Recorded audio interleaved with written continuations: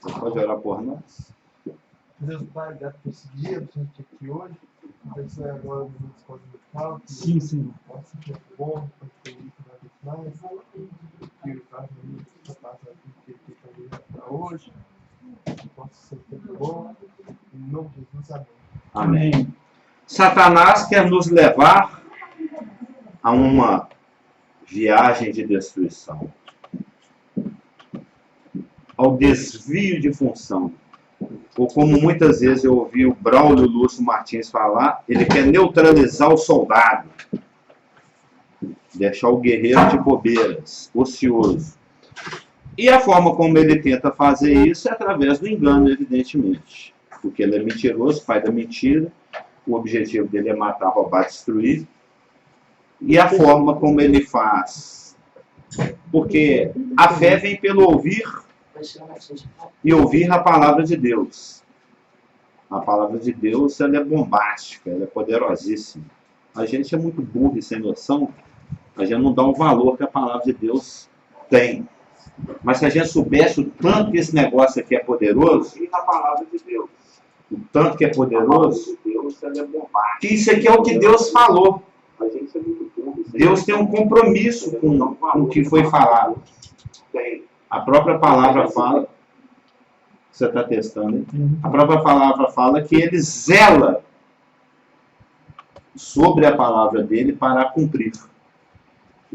É uma pessoa tão idônea que ele colocou o que ele pensa, o que ele quer, o que ele reprova, o que ele aplaude, e deixou aqui. 1 milênio e meio, 40 pessoas aproximadamente escreveram, depois de muitos milagres para que esse conteúdo fosse preservado e chegasse até aqui. Nós temos hoje o privilégio de ter tudo aqui. 1 milênio e meio de obras escritas, obras literárias. O maior best-seller da história mundial, a Bíblia. É o livro mais publicado, mais vendido e mais lido. Você sabe, mais comentado. Mais comentado, mais criticado. E se teve uma pessoa que falou assim, chegou em uma cidade simples, se destruísse todas as Bíblias daquela cidade, todas, só os comentários sobre as Bíblias que tem na cidade, se pegar cada um e dividir, você monta a Bíblia toda novamente sem erro. É o Eli. Lembra lá do Eli? Sem contar o que está memorizado. Eu sei um monte de versículo, mas não sei onde está. O pastor Geraldo já sabe um monte de versículo, ele sabe até onde está. Mas o que interessa é o versículo. Você não precisava colocar Jesus, ele falava assim, como está escrito, e ele citava a escritura. Mas é útil também. Você sabe que 1500 e pouco, 1600 e pouco, teve um personagem, eu esqueci o nome dele, Lomar, ele mandou destruir todas as Bíblias do local, da cidade. Ele mandou destruir, mandou pôr fogo, queimou tudo. E ele tinha um palacete, né? Então ele falou que nunca mais a Bíblia seria lida. Né? Pouco tempo depois, logo depois de sua morte, seu palacete tornou a primeira gráfica a produzir a Bíblia. Deus é meio irônico mesmo. Pois é disso que eu estou falando. Foram muitos milagres ao longo do século para isso chegar aqui. Evidentemente, Satanás empenhou muito esforço para que esse conteúdo não fosse preservado. Mas ele aqui está preservado. E é essa palavra, são essas escrituras que contêm o remédio. Finalmente, hein? O remédio que neutraliza esse veneno satânico da dúvida, esse veneno satânico da incredulidade, esse veneno satânico do engano.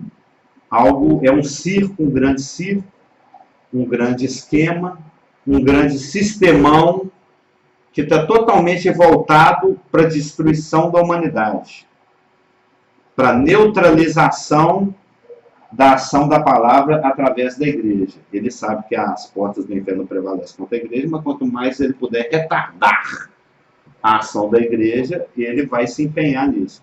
Nós sabemos que ele é uma pessoa, ele é um brasileiro, né? Ele não desiste nunca. Ele está sempre correndo atrás. Mesmo sabendo que pouco tempo lhe resta, como diz lá em Apocalipse 12, mesmo assim ele dá o gás e corre atrás. Porém, segundo Coríntios 10, capítulo 10, verso 5, 2 Coríntios, capítulo 10, verso 5, diz que nós temos armas. Nessa milícia na qual nós estamos, milícia vem de militar, vem de militância, vem de batalha, vem de palê, vem de polemos, vem de luta, né? Nós estamos envolvidos na luta, nós já falamos sobre isso aqui muitos meses, quando nós estudávamos satanologia. Todo crente que tem um tiquinho de nada de conhecimento bíblico sabe que nós vivemos numa batalha espiritual. Jesus, ele num posto pano quente, ele falou: o mundo te odeia, se odiou o amigo vai odiar a vós, no mundo tereis aflições, eles vão te perseguir, muitos vão perseguir até achando que com isso vão estar prestando culto a Deus. Então, nós estamos na batalha, isso aí não tem a mínima dúvida. Paulo escrevendo para Timóteo, falou: todo aquele que quiser viver piedosamente vai padecer perseguição, sofre as perseguições como um bom soldado de Cristo. Ele não fala lá? Fortifica-te na graça e sofre as aflições como bom soldado de Cristo. O bispo, ele tem que ser blá blá blá, apto para ensinar, sofredor. Então, bom dia. Então,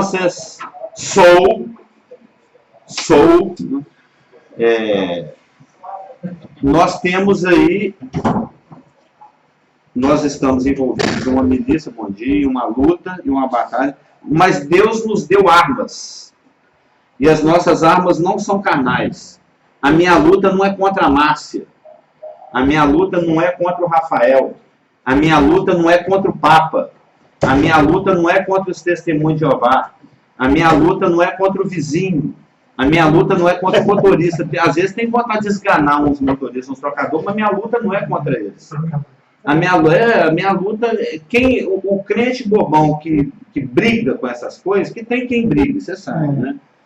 Tem, apesar que a palavra fala um monte de lugar para você não entrar nessa de contender, tem uns que até com orgulho fala assim: eu sou um polemista. Ô Carlos, eu vi uma frase da semana de Altmania, ele falou o seguinte, que o crente que vive discutindo essas coisas, vive discutindo, jamais conheceu a glória de Deus. Ele está com a visão meia limitada. Ele está enxergando pouco, ele tem que enxergar mais. A nossa luta, porque se você combate o mal com o mal, a inteligência com a inteligência, o argumento de raciocínio com o argumento de raciocínio, você está brigando com arma carnal. E nada melhor do que o você próprio tempo, né? Se você dá um espaço de tempo à pessoa, ou para aquela que está questionando alguma coisa, o próprio Espírito Santo, se ela nascer de novo, vai trabalhar no coração dela e daqui a pouco ela, realmente... Mas para isso você precisa usar essa espada aqui, ó, que separa a alma e espírito, junto e medula, que te rasga. Aí não tem jeito. É o que eu estava falando. Que leva a pessoa a pensar. Sim, e até nascer de novo. Ou se arrepender, ou consertar seus caminhos. O próprio rei lá, que pegou a esposa de Abraão, ainda que na ignorância, levou para o palácio, porque o Abraão tinha contado uma meia mentira para ele, porque ela era meia irmã dele mesmo. Quando ele entrou em contato com a palavra de Deus, que Deus falou diretamente com ele pelo sonho, porque tendo Deus outrora falar muitas vezes de muitas maneiras, uma das maneiras era por sonho, ele falou: olha, o bicho vai pegar do seu lado se você ficar com essa mulher, porque ela tem marido. Eu falei: aí você lembra dessa passagem? Acho que é Bimeleque que ele chama. Ele falou: olha, mas eu não sabia que ela era casada, o marido dela falou que ela era irmão. Eu falei: mas então devolve. E ele era até temente a Deus, porque ele foi para Abraão e falou: o que você está fazendo comigo? Então. Mas ele respondeu positivamente a palavra de Deus. Não foi uma questão de salvação da alma, mas foi uma questão de conserto de alguma coisa. Então a palavra de Deus, ela é viva e eficaz. É ela que nós temos que usar. É a arma da nossa milícia. Porque as armas da nossa milícia não são carnais, e sim poderosas em Deus para 3 coisas: destruir fortaleza, anular sofismas e anular altivezes que se levanta contra o conhecimento de Deus, levando cativo todo entendimento à obediência de Cristo. Então, o segredo é buscar manter a sintonia com o trono do alto, com Jesus Cristo. É aquilo que nós já falamos. Que nós somos teimosos, nós somos. Nós somos. Como diz lá em música, nós somos.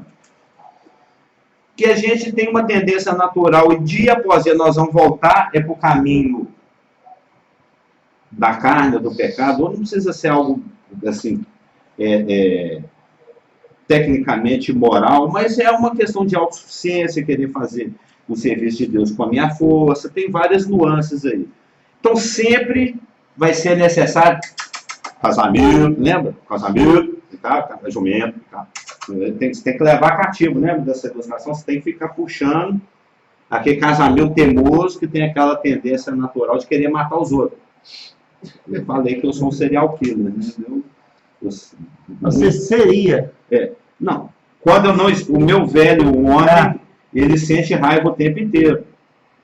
Eu estou andando na calçada, a pessoa entra, sai da loja e entra justo na minha frente, eu já mato o cara ali em pensamento rapidinho. Mas a gente sabe que a intenção é que conta. Então, eu praticamente gasto uma boa parte do meu dia pedindo perdão por homicídios. Né? Mas por isso que eu tenho que ficar puxando esse casamento para obedecer Cristo. Meu pensamento tem que ficar guardado lá no cofre de Jesus, porque ele tem uma tendência natural à ira. Né? Então, é um exercício, é aquela militância, é aquela coisa do soldado, do lavrador, do soldado, do atleta e do lavrador.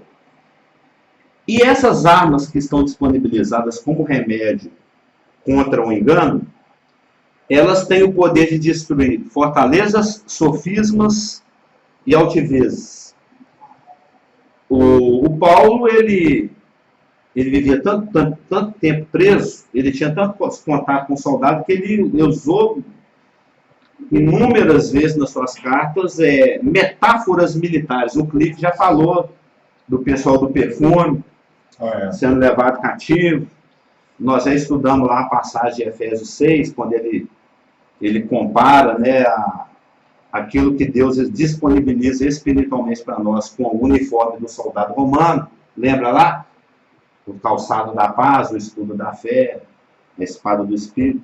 Aqui também é a mesma coisa. Ele tá usando metáforas militares, né, do linguajar, dos jargões militares, para transmitir uma mensagem, para transmitir para nós, para todos os que militam essa batalha espiritual, o antídoto contra o engano, o antídoto contra a guerra que Satanás faz contra as nossas mentes, para nos enganar, para nos desviar de função e para nos levar para aquela viagem de destruição.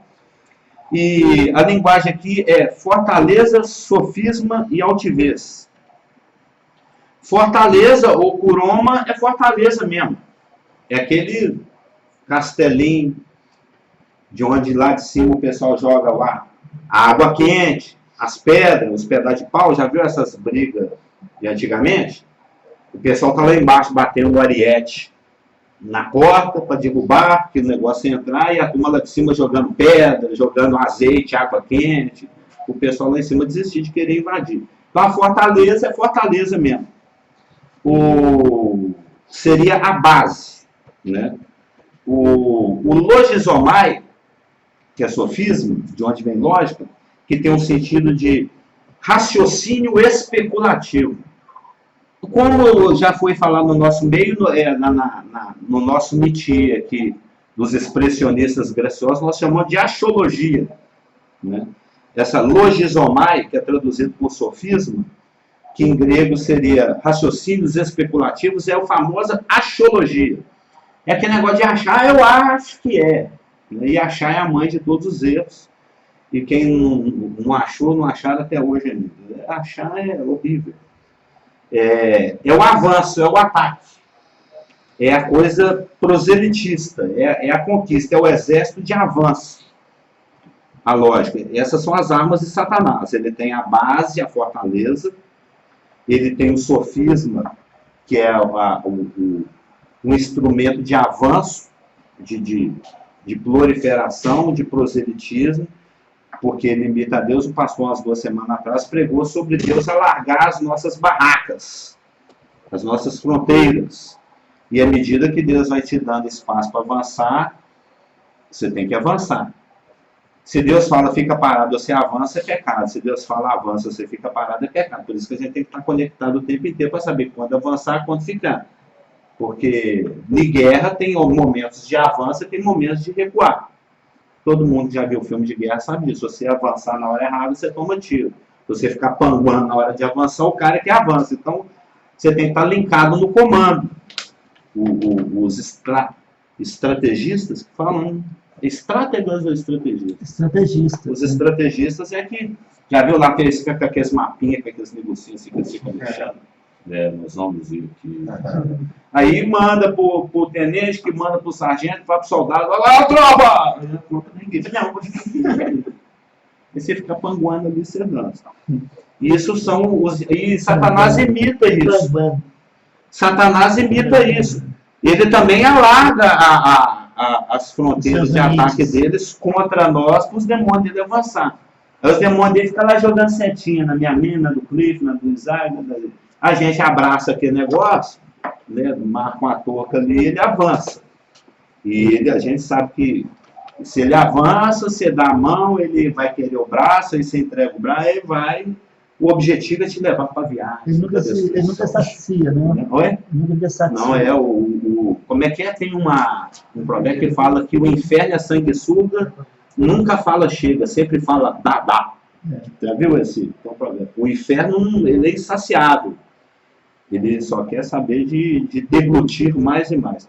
E também tem o Satanás, tem a altivez, que é o poma, que é a arma de resistência, que é a arma de defesa dele. Que no grego, o poma seria mais como uma barricada. Um balão. Já viu aquele monte de saco de cimento, saco de areia empilhado?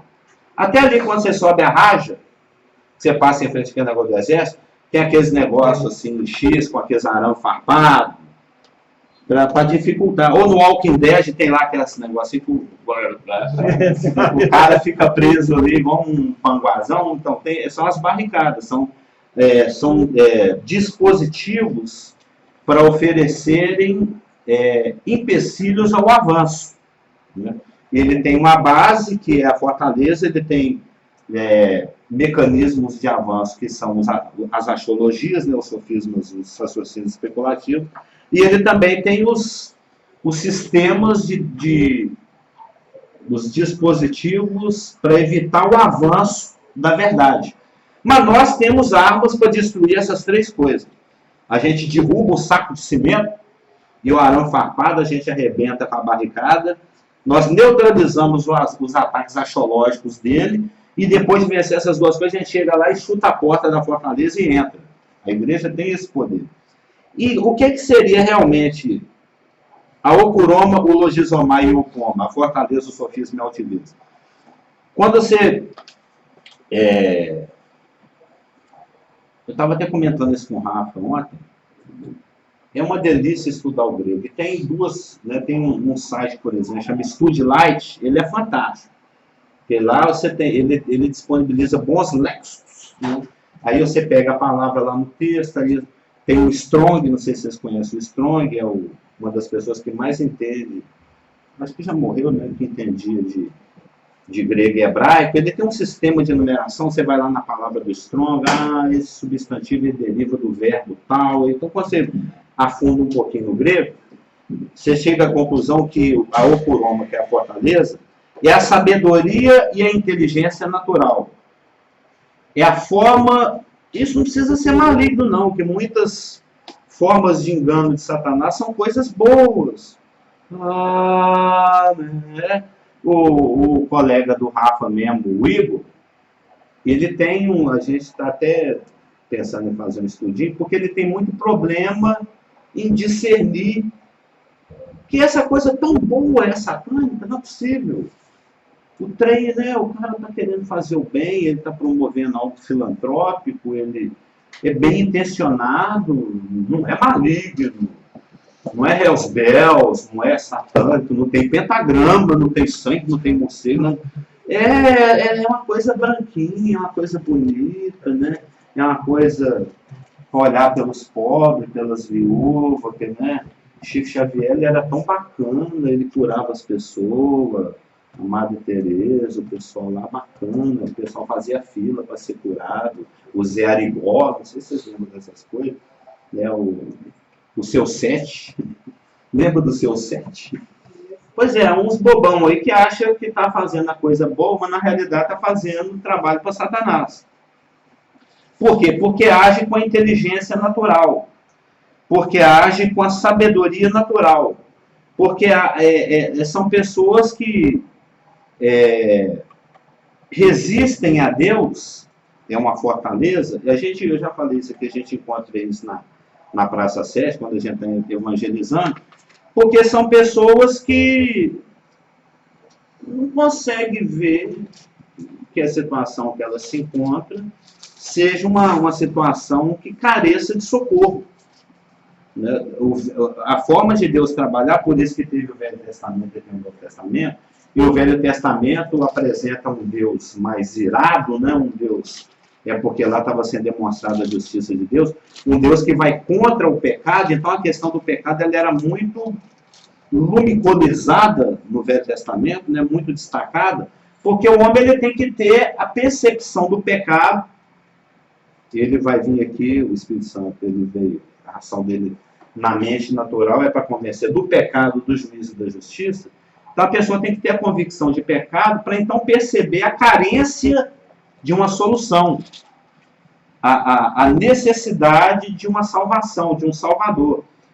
E essas pessoas que raciocinam pela sabedoria humana, que desconhece a Deus, né? Porque o homem na sua sabedoria, esse é assunto lá de 1 Coríntios 1, que é um texto muito conhecido, né? Que fala do contraste da sabedoria do homem com versus a sabedoria de Deus. Fala que a sabedoria do homem é um trecho muito conhecido lá de 1 Coríntios, capítulo 1. Todo mundo conhece bem esse texto? Não conhece? Conhece? 1 Coríntios, capítulo 1, onde fala da sabedoria humana. Vai aí entre o versículo 6 até o versículo 16, que fala que, entretanto, verso 6, expomos sabedoria entre os experimentados, não porém a sabedoria deste aion, deste século, nem a dos poderosos dessa época, que se reduzem a nada, né? Mas falamos a sabedoria de Deus, em mistério, outrora oculta, a qual Deus preordenou desde a eternidade para a nossa glória. Então existem duas sabedorias, a desse século e a do alto, a do Senhor, a de Deus, Jesus Cristo, ele é a sabedoria de Deus.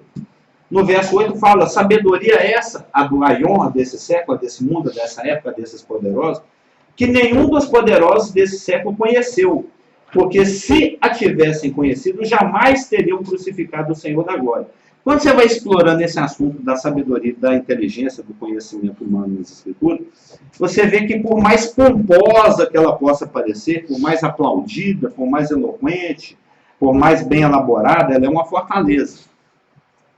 Ela, na realidade, ela é totalmente desconectada de Deus. Ela é algo independente, ela é uma produção independente, ela é uma produção humana. Ela é algo que não tem a capacidade de reconhecer a Deus. O homem, não há quem busque a Deus. É a condição natural do homem caído. Esse é assunto lá da antropologia bíblica.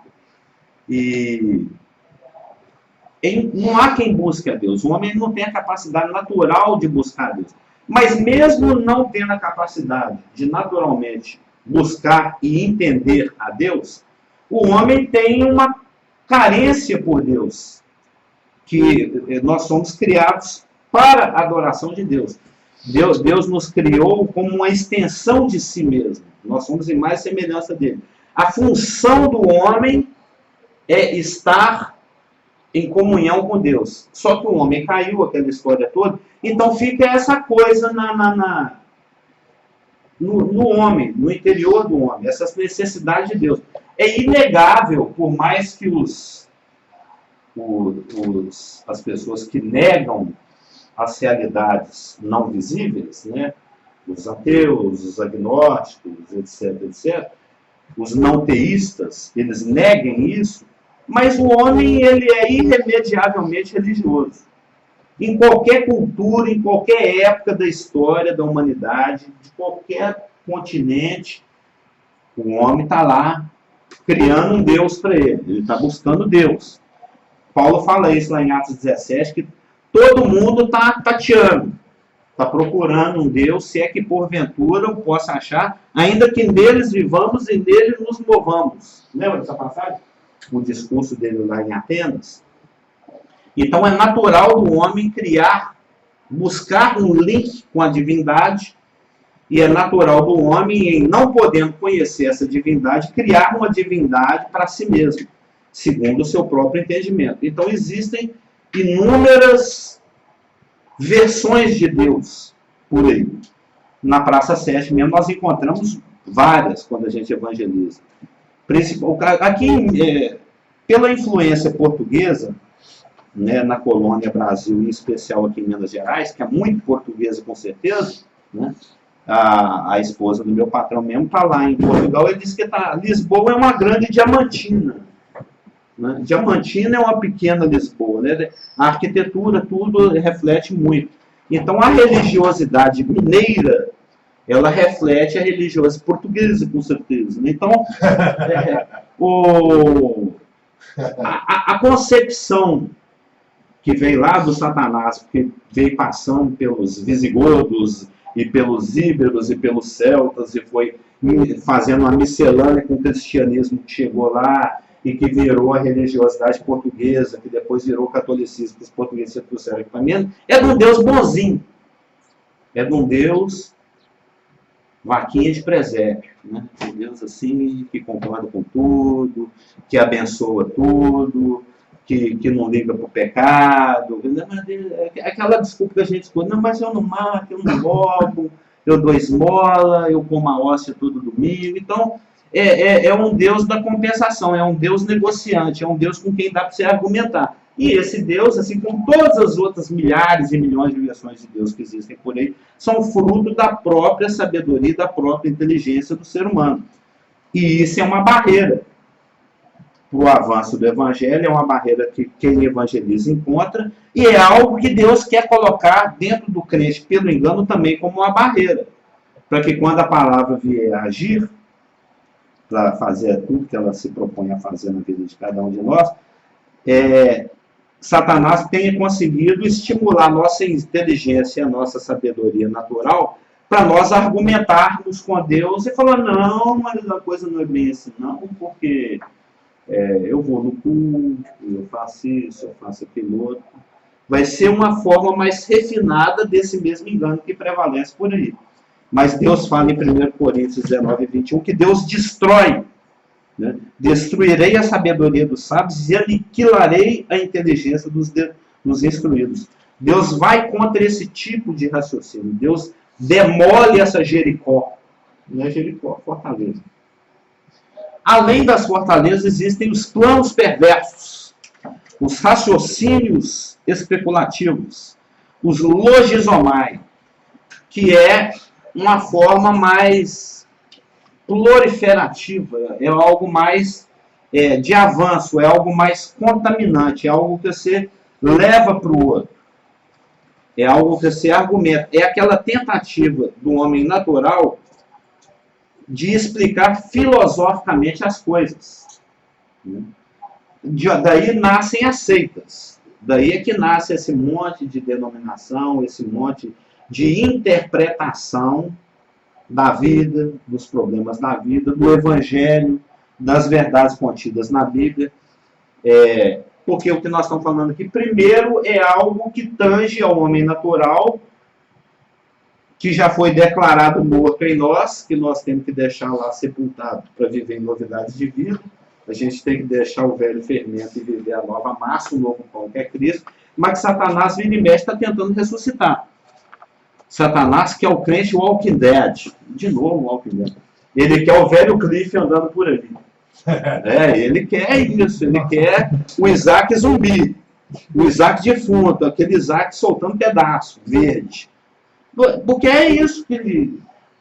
Porque Deus, na sua sabedoria, Ele nos deu uma nova natureza, mas Ele não tirou a velha instantaneamente. Ele nos deu graça para conviver com ela. Ele falou, ó, ela já está declarada catargelada. Né? Catargel é que foi tornada ineficaz. Ela já não tem efeito mais. Você obedece, ressuscita, a ira, o ódio, o ciúme, etc, etc. É tudo que é característica da velha natureza, se você quiser. Mas ela não manda mais em você. Você não é mais escravo dessa nova natureza, dessa velha natureza. Você agora tem uma nova natureza impulsionada pelo Espírito Santo, que está disponibilizada e mora full time em nós. Então, quando o crente pangua, ele pangua de bobeira. Quando ele peca de bobeira. Na realidade, isso Calvino falava que, na realidade, não existe livre-arbítrio. Eu concordo com ele.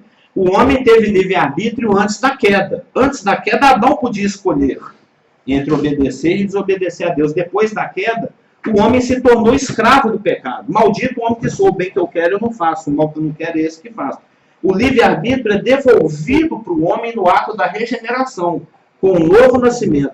Agora, verdadeiramente, o homem pode, assim como era antes da queda, novamente poder escolher entre obedecer, não obedecer, crer ou não crer, avançar ou não avançar. Então o livre-arbítrio existe, pode assim que Sim. volta mesmo. Não existe, não existe no caído. Não Mas existe. o caído existe única e exclusivamente para optar receber Jesus como Senhor e Salvador. Se Deus assim o quiser, ele libera a graça O redentora. Espírito Santo É. Mas é convence. porque aí porque tem a eleição, Preterição. esse tipo de coisa. Entra nisso, exatamente. Isso. Só que E creram todos aqueles que estavam destinados para a vida eterna.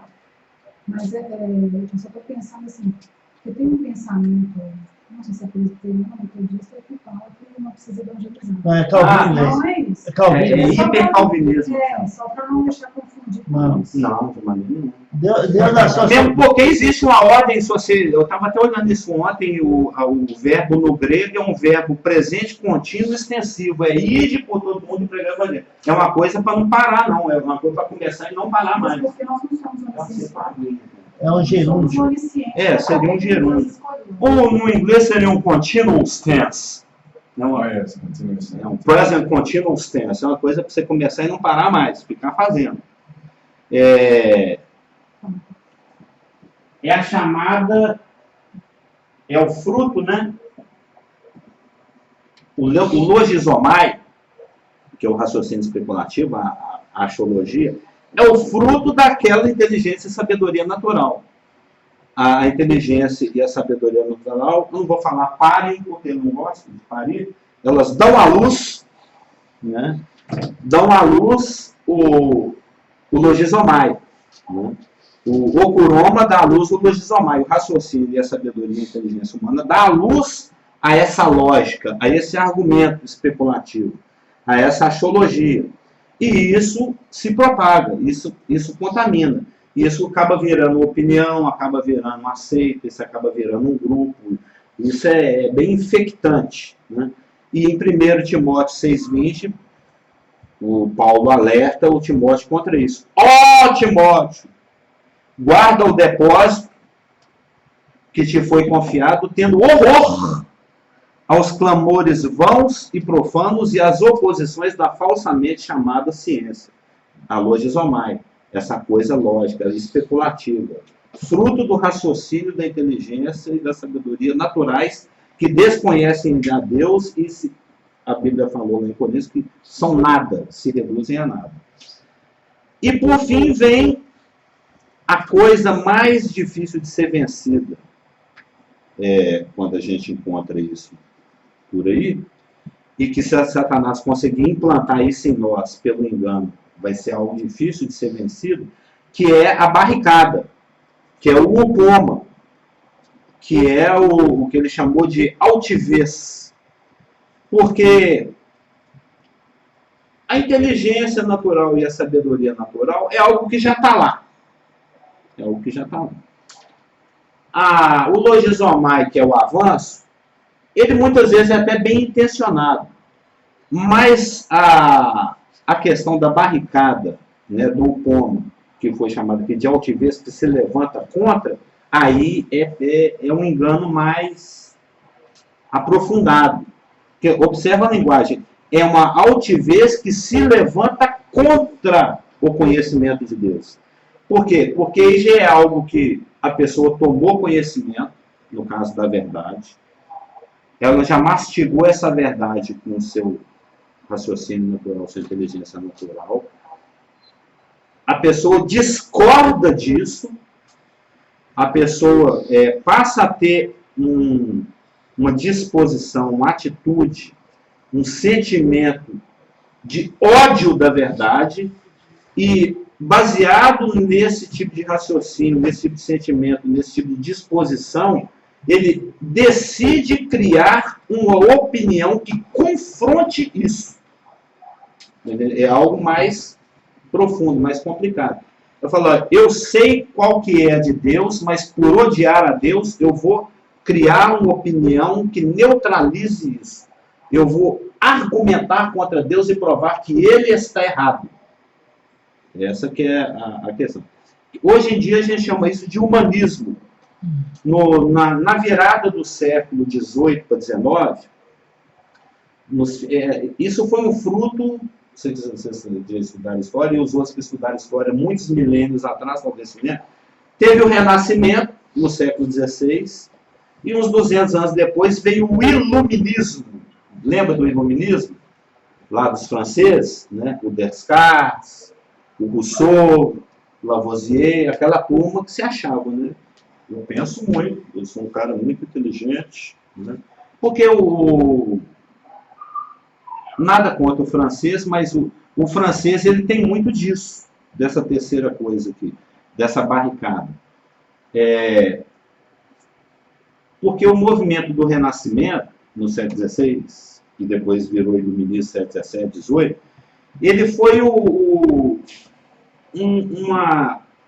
depois de séculos de trevas produzidas pela Bíblia, isso eu vou colocar a opinião deles, né?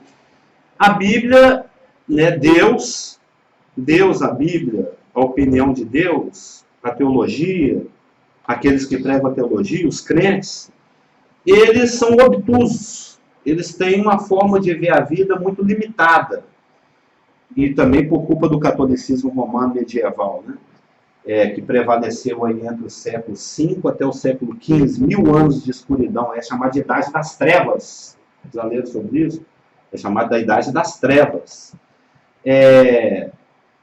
Existia uma classe clerical, uma classe governante, que detinha o monopólio das escrituras, o povo era proibido de ter acesso às escrituras, e mesmo assim, quando as escrituras eram ministradas nas missas, nos cultos, nas celebrações, elas eram ministradas de uma forma que você não entendesse. É como se eu estivesse dando a escola dominical aqui agora assim, aqui poró com bloco, churibes, bulum, beliscom. Xalabascu? Cheio. Eu ia estar falando aqui, ninguém, todo mundo. Amém. Não estou entendendo, não estou entendendo nada, mas amém. Foi 1000 anos desse jeito. 1000 anos? 1000 anos. Nossa. Pregando em latim e o povo indo lá e não estou entendendo nada. E se você fosse pego com um pedacinho de Bíblia, um versículo escondido que você traduziu, você tinha um pouquinho de iniciativa espiritual, você traduziu para a sua língua, né, para o franco, sei lá, para o saxônico, você era preso, você era tratado como herege rebelde, você ia para a fogueira, você era enforcado. Então Satanás estava fazendo um esforço de contenção da verdade muito grande. E alguns séculos depois, na época do século XVIII, quando os homens muito pensantes resolveram, vamos pensar, não, chega desse negócio de pensar, eu quero pensar, eu vou raciocinar, né? Penso, logo existo. Né? Foi nessa época que surgiu essa frase. Eles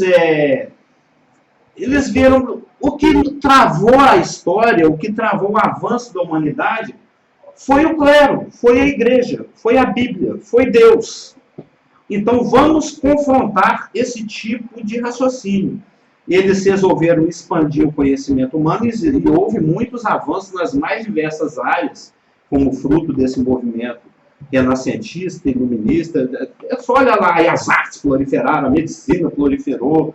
Você já leram sobre isso? Todas, assim, é uma parte do livro de história assim, que tudo explodiu. Houve realmente um avanço. O século XXI é fruto do século XX, que é fruto do século XIX, que é fruto desse século aí, XVIII, dessa libertação das ideias. Né? Mas, por trás de todo propósito, existe uma segunda intenção. No fundo disso tudo, era um movimento satânico, um movimento humanista de contradição da verdade. Era um levantar contra o conhecimento de Deus. No fundo, o objetivo era neutralizar a verdade. Fazer com que a verdade se tornasse ineficaz, inoperante. Mesmo que as pessoas... Eu já até contei aqui uma coisa que eu vi acho que foi no Facebook, sei lá onde, foi lá no SlideShare, do rapaz que senta ao lado do vovô no busão, né, dentro do trem, porque na época era trem. Eu acho que eu contei isso numa quinta-feira, eles não estavam todos fazendo. Um rapaz lá, que da universidade não sei qual, na época brotaram, as universidades explodiram, começou a ter universidade para todo lado, o pessoal se ufanava, né, ele ficava cheio de exaltação por causa da dignidade, da excelência humana, o orgulho de raciocinar. Eu não preciso do evangelho para pensar. Eu penso sozinho, né? Eu consigo pensar. Eu entendo as coisas, eu sou inteligente, eu tenho conhecimento. A ciência prova que a Bíblia é um livro caduco, empoeirado, velho e ultrapassado. Né? Era essa a opinião na época. E existe resquício disso. Não, essa semana eu estava vendo algo que o Mauro postou no Facebook sobre uma entrevista com um doutor Rodrigues Silva, é um arqueólogo, ele fala muito aramaico, hebraico, grego, com Jô Soares. E no final da entrevista, Jô Soares falou que ele falou para Jô Soares que a fé era racional. Aí o Jô Soares falou, essa é a maior bobagem que eu já tenho visto. Ele falou que contradição que eu tenho visto. Ele respondeu assim a Jô, se a fé não é racional, então é fideísmo. Aí o Jô, pera aí, então, acabou aqui. Porque fideísmo é uma coisa que anula o seu jeito de pensar, né? Então ele calou a boca do Jô Soares. Na hora ele respondeu... O Jô Soares é um que se acha. Na hora ele respondeu, se não é racional, então é fideísmo. Aí o Jô Soares deu um pulo, então paramos. Na hora. Não tem mais aí ele pegou e falou, ele mudou o assunto e tudo. Ele falou, você tem uma resposta para tudo? Ele falou para o doutor Jô Soares. Pois é, então, né, o humanismo, né, porque querendo ou não, a fé é racional, você tem que pensar para você, pensar com Deus. Tem até um livro chamado de Crer também, é pensar. Nós estudamos tudo na escola bíblica. Foi? Você concluiu do trem? Não, você é bem mineiro, hein, do trem. Você falou que estava no trem? Pois é. O copo era furado. Não, eu aqui bebi demais. É que eu fiquei tanto tempo. É porque eu fiquei tanto tempo com um copo na mão, esperando uma brecha para falar, que quando ele resolveu falar, eu tenho que beber esse negócio para poder, senão eu vou continuar mais meia hora. Mas lá nas viradas lá do início do século XIX,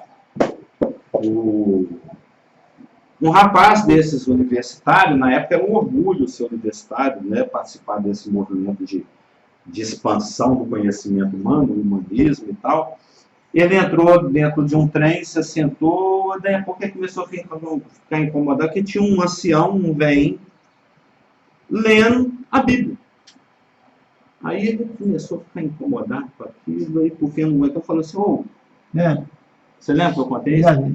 Você não acha que é muita perda de tempo você ficar lendo esse negócio? Não, isso é um livro caduco. Isso é um livro ultrapassado, isso é um livro cheio de lenda, cheio de mito, o peixe que engole o outro, o machado que flutua, o sol que para, isso para a ciência. O cara ri assim de chorar, né? O sol parou. Uma coisa absolutamente impossível. Impossível. Né? Os movimentos gravitacionais do universo dão um break. Parar aqui porque o Josué está lutando lá, então vou parar com todas as galáxias, tudo no universo para só porque o Josué orou. Que ciência que vai reconhecer um negócio desse? Então, isso é mito, né? Saci Pererê, Papai Noel, Jesus Cristo, como diz o meu irmão. Então, isso é um monte de lenda. Nascer de virgem, tudo isso era risível na época. Então, o senhor fica aí gastando seu tempo, perdendo seu tempo lendo esse livro caduco. Não, é que eu gosto, é legal, bacana. Não, Sus, tem coisa melhor para você ler aí, tem tanto livro sendo publicado. Né, A ciência está desenvolvendo. A ciência está desenvolvendo, tem coisa melhor para você gastar seu tempo. Fazer o seguinte, ó, eu sou um cara muito inteligente, eu estou na universidade, eu vou deixar um cartãozinho meu aqui, depois eu me preocupo, eu vou eu vou te emprestar uns livros bem inteligentes para o senhor ler, para você não ficar lendo essas porcarias. Não, tranquilo, beleza, me deixa um cartãozinho que eu vou ficar assim. Eu peguei um cartãozinho para ele. Fleming. Fleming, todo mundo sabe quem é Fleming. Fleming foi um dos maiores cientistas da história, o cara que descobriu a penicilina. Ou seja, o cara, apesar de ser um cientista, né, de ser um cabeção, ele ele tinha fé. Né? Muitos dos que os humanistas colocam lá no pedestal dele, lá no oratório deles lá, o Newton e outros, eram evangélicos. Benjamin Franklin, o Isaac Newton, muitos dessas pessoas inteligentíssimas, que os humanistas tratam como o grande ídolo deles, né, os iluminados. Se não era evangélico, era judeu. Se não era evangélico, as pessoas que eles reverenciam, na realidade, eram pessoas da fé também. Eu já ouvi falar que até o próprio Darwin ele era muito religioso. No final da vida do Darwin, eles não publicaram. O que desenvolveram depois é que queimou o filme dele. E o pessoal é que depois foi agregando a coisa. Mas existe mais remédio. Só uma pergunta. Sim. Quando o impresso começou? A prensa? A imprensa. Foi poucos anos antes de 1500. 1446. A próxima século teve mais acesso aos livros. Foi quando explodiu. Foi quando explodiu. Vieram o Wycliffe, só vou falar desse pessoal. Né? Esse é meio chamado Wycliffe. O pessoal que ficava contrabandeando Bíblia lá para a Irlanda, para a Inglaterra, para a Escócia, lembra? Aí veio a igreja de Filadélfia. Né? O contra-movimento de Deus contra esse movimento humanista é que a igreja também bombou. E como eu falei no início, naquela época tinha pouca coisa impressa. Então, esse cara, tinha um palacete lá, ele mandou queimar tudo que tinha na cidade. Um rapaz que tinha ele mandou queimar todos os livros de Bíblia que tinha na cidade. Aí, pouco tempo depois da sua morte, a seu palacete tornou uma das primeiras gráficas naquele lugar, a produzir a Bíblia. Aí o conhecimento expandiu em todos os sentidos por causa da 1700 e pouco, da invenção da imprensa. O boom, né, da palavra de Deus. Sim. 1700, que foi da ciência, os heróis da fé vieram. Né? Exatamente, foi o período da igreja de Filadélfia. Mas a imprensa foi inventada no finalzinho do século XV, 1440 e alguma coisa, depois só não olhar na internet aí. Foi o alemão. E parece, se eu não me engano, no estado. Falando alemão agora? Mas o Gutenberg era um alemão. Sim. As melhores coisas da história são Carlos, e se eu não me engano, o primeiro passado pela Telégrafo foi nos Estados Unidos e foi o Novo Testamento. Foi passado de um lugar para outro através do telégrafo. A inauguração foi o Novo Testamento enviado. Pois é. A Bíblia é incontornável. Né? Mas além eu tenho essas datas aqui em algum lugar aí, quando eu estudei a história da igreja, eu fiz um estudo mais específico sobre essas coisas, quando começou. Eu creio que tá dando 50 aí. Deu 50. Então não vou nem entrar no próximo assim. Então na semana que vem nós vamos continuar vendo que existem mais remédios. Nós não estamos sós. Deus não nos abandonou. Satanás ataca, ele investe, ele quer nos levar para a viagem de destruição, ele quer nos neutralizar em nossas ações através do Espírito Santo, ele projeta os seus enganos, ele tenta fazer nós entrarmos nas canoas furadas do engano, mas a palavra de Deus tem os remédios. ela tem os antídotos. 2 Coríntios 10, 5 foi um. E na semana que vem nós vamos continuar vendo que existem. Isso principalmente no Novo Testamento, existem outras revelações da parte de Deus que nos educam e nos instruem para que nós consigamos sair vencedores desse bombardeio. Isso a gente pangua, primeiro é porque nós queremos, segundo é porque nós desconhecemos aquilo que Deus já providenciou para nos resguardar, para nos preservar e para nos salvar, que está na sua palavra. É só procurar, peneirar e estudar. Amém? Vamos orar? Pai querido, em nome de Jesus, muito obrigado pela tua palavra, que é a verdade, João 17:17, e que o Senhor tenha liberdade em nossas vidas, em nossos corações, hoje, essa semana, nesses dias que virão, para usá-la, para que possamos ser libertos de nós mesmos e das situações com as quais seremos confrontados. Muito obrigado pelo teu amor e fidelidade, muito obrigado pela tua provisão, em nome de Jesus, amém. Amém. Então, vamos encerrar.